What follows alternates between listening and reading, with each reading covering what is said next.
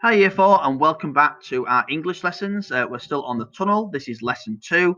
The Tunnel is a book by Anthony Brown. Today's learning objective is design my prediction of what I believe is through the tunnel. So, if you have a look at this slide here, it's looking at the clues because let's be honest, all we've got to look at is the picture itself. So then we ask ourselves some questions. Does the tunnel look inviting? Who's crawling through the tunnel? Why is the dress red? Why is the book there? And what is the book?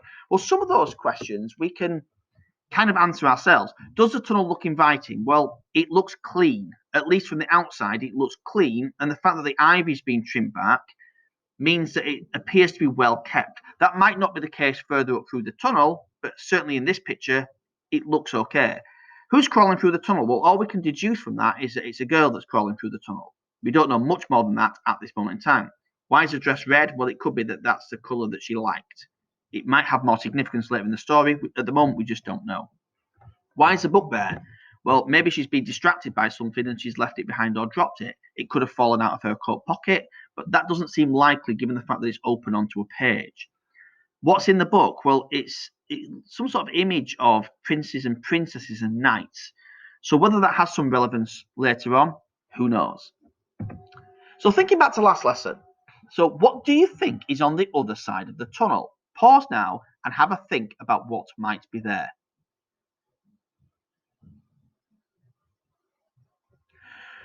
Right, so for me, I thought the tunnel might travel back in time. It's not quite as exciting as Back to the Future, but it's a tunnel that goes back in time. And I'm saying that because it's linked to the image on the book. The image on the book is from medieval times, so we're going back to quite a few hundred years. So maybe that it takes you into the stories of the books that you're reading. So if I was reading a space story, maybe it would take me into space, that kind of thing.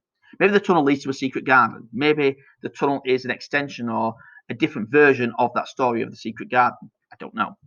Maybe the tunnel leads to a magical, strange world with talking animals, etc. A little bit akin to Alice in Wonderland. So let's have a look. Let's look at the book up to the point where they find the tunnel. So let me shift this out of the way. Okie dokie, that's better.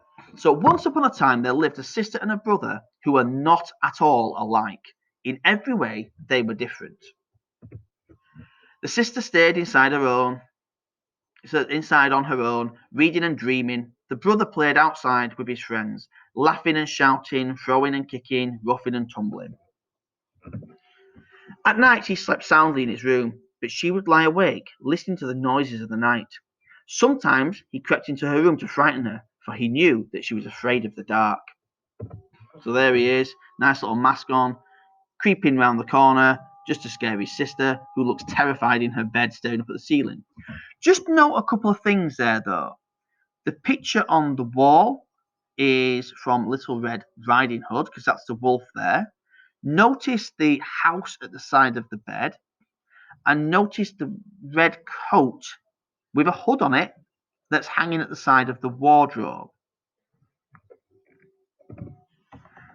Whenever they were together, they fought and argued noisily all the time. One morning, their mother grew impatient with him. Out you go together, she said, and try to be nice to each other just for once, and be back in time for your lunch. But the boy didn't want his little sister with him. They went to a piece of waste ground. Why did you have to come? He moaned. It's not my fault, she said. I didn't want to come to this awful place. It scares me. Oh, you're a baby, said her brother. You're frightened of everything. He went off to explore. Clearly getting on with each other, he's got his football, looking down at the floor with his hands in his pocket, and she's staring into her book. Maybe the book has got some sort of reference to what might happen. Let's find out. Hey, come here, he yelled a little while later. She walked over to him. Look, he said, a tunnel. Come on, let's see what's at the end. What's at the other end? No, you mustn't, she said. There might be witches or goblins or anything down there. Don't be so wet, said her brother. That's kid stuff. We'll have to be back by lunchtime, she said. It's a point now in which he crawls into the tunnel, leaving his football behind.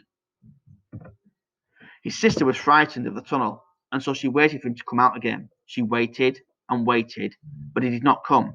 She was close to tears. What could she do? She had to follow him into the tunnel.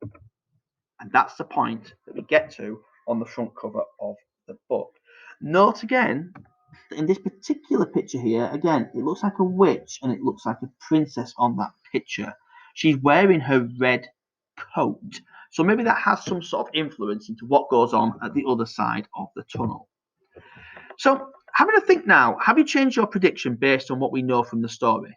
You may have done, you may not have done. To be honest, it doesn't really matter because predictions are only ever based on what we already know about something from our past experiences. So people will have different predictions depending on the sort of things that they already know. Whilst we still don't know what's on the other side of the tunnel, we now at least know the circumstances that led to its discovery. And there are also a few strange bits in some of the pictures that we looked at before, thinking back to her bedroom, for example, and the book that's left on the floor.